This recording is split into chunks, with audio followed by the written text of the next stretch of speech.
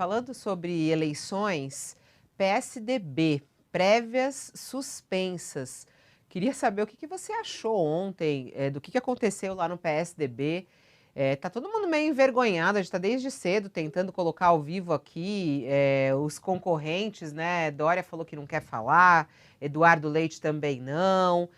Bruno Araújo, presidente do PSDB, colocou uma nota, até abre aqui para mim na tela a nota do Bruno Araújo, a nota oficial do PSDB.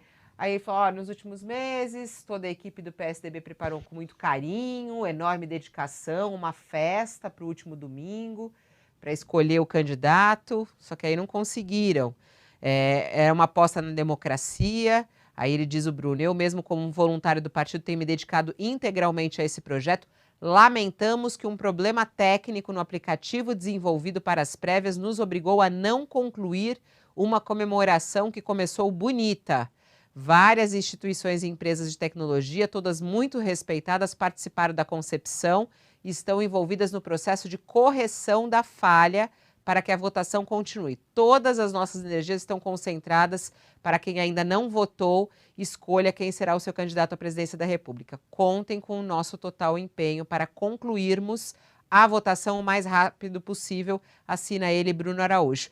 Mas não tem até agora um prazo para que isso retome, ele não dá aqui uma data, não dá um horário, né? E não explica também a falha, um aplicativo que custou mais de R$1 milhão, alguns dizem de R$1.300.000, num total de custo muito alto dessas prévias.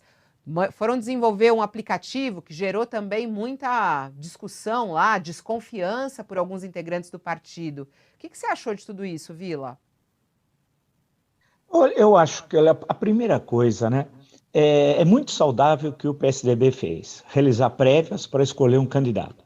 Nós sempre, quando falamos de partido político no Brasil, e quantas vezes falamos sobre isso, nós sempre dissemos que o partido é controlado por alguns caciques, os partidos, por algum cacique, né? E que fala em nome do partido sem consultar os filiados e mais propriamente seus militantes. Isso a gente repete há décadas. Nós só tivemos partidos políticos, assim, orgânicos, efetivamente, durante a República Populista, entre 1945 até 1965, quando o adicional número 2, ali vai extinguir então 13 partidos políticos. E nós tínhamos partidos que eram identificados. Você falava na UDN, você sabia o que pensava. Você falava no PTB também, falava no antigo PSD, no Partido Libertador. Então havia já claramente identificado partido e ideologia. Pena que isso acabou terminando e imposto à força o bipartidarismo. Mais à frente, eu acho que a questão sempre que nós dissemos é que os partidos não têm identidade. Quantas vezes, durante várias semanas, mesmo aqui no UOL, nós comentamos isso. Então, a consulta aos seus filiados tem de ser louvado. Isso é muito importante. Nenhum partido político faz isso no Brasil. Vamos lembrar que o PT fez isso em 2002, vamos recordar, lá vem história, em 2002, que era o Suplicy exigiu, à época, Eduardo Suplicy, que tivesse umas prévias e ele queria concorrer à presidência da República. À época, Suplicy era senador.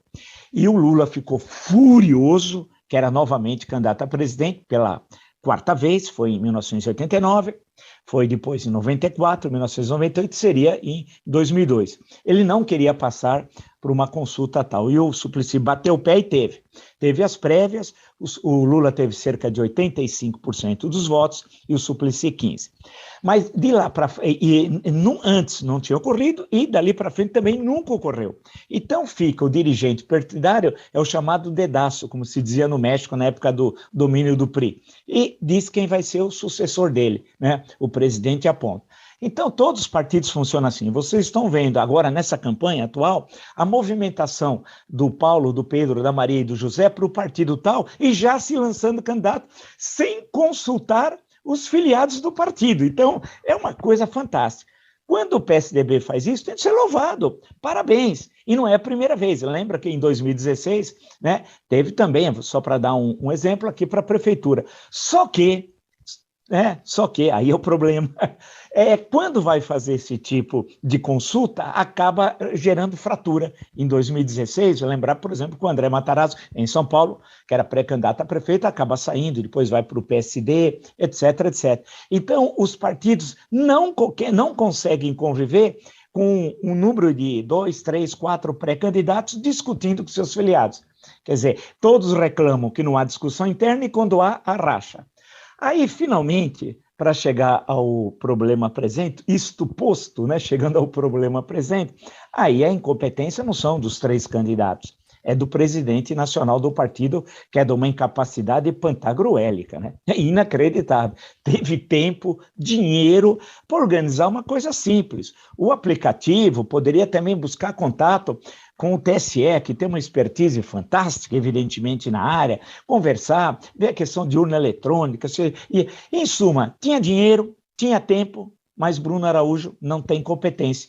Aí vira essa confusão. E os outros partidos começam a dar risada. Aí você, como analista, sem ser analista de arquibancada, fala o seguinte, mas espera um pouquinho, o PT discutiu com quem dentro do partido que vai ser o Lula? Com a Glaze? Mas espera, o PT é a Glaze? Ou o PT são as dezenas de milhares de filiados?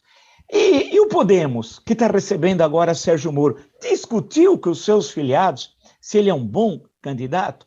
E o PDT discutiu amplamente com seus filiados. Então, perceba, os partidos não fazem isso. Quando um tenta fazer e mete o pé pelas mãos pela incompetência desse senhor Bruno Araújo, aí todo mundo faz piada, já virou piada. É capaz do Bolsonaro e sua caterva também fazerem piada. Aí eu pergunto, ele está louco atrás de um partido.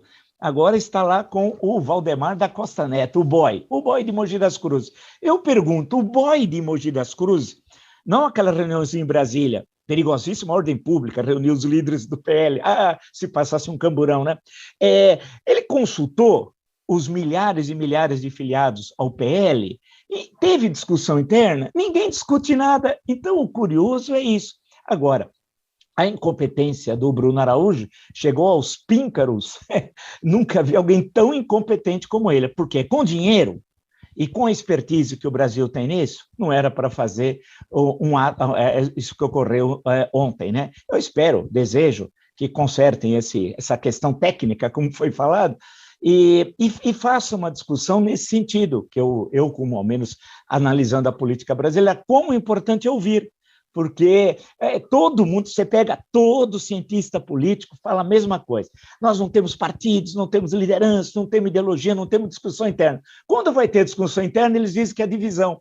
Mas é óbvio, se o Nelson Rodrigues estivesse vivo, é óbvio ululante. Se você tem 2, 3, 4 candidatos para uma vaga, não é divisão, são leituras diversas no interior dentro de um partido político. Quando o Partido Democrata, por exemplo, nos Estados Unidos, realiza aquela longa consulta, e olha que é longa, hein, em cada estado, você vai dizer que aquilo leva à fratura do partido? Não, aquilo leva, lá no final, à união, vai sair um candidato, assim como nos republicanos, etc, etc.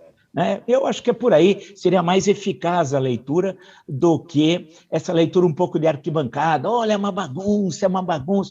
Bagunça porque o sujeito não consegue sequer organizar algo tão simples como uma consulta desse tipo, né? E também na forma como muitos líderes do PSDB também falam, né, Vila? Também tem isso, né? Que Também. Assim, você fez agora uma defesa da democracia incrível, falando, poxa vida, nenhum partido fez isso, né? Ninguém está discutindo. Só que eles, para vender essa discussão extremamente saudável e democrática, eles vendem com acusações, com uma coisa que acaba não sendo positivo para o próprio partido.